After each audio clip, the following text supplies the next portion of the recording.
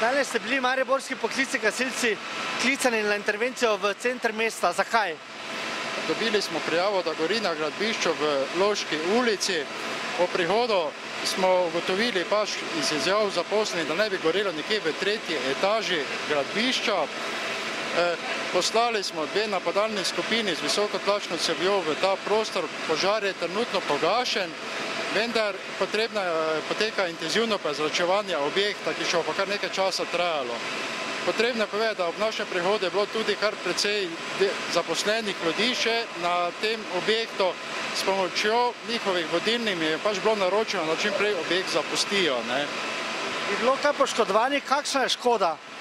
To pa še žal ne manj povedati. Ni dobenih drugih podatkov, ker intervencija še traja, tako kot sem že omenil, sedaj pač prezračujemo objekt, potem bo šele možen dostop do kraja požara. Kdo je sodeloval vse na intervenciji? Trenutno je tukaj 7 gasilcev javnega zavoda za zaščitno in požarno reševanje ter 10 gasilcev prostovoljnega gasilskega društva Maribor mesto.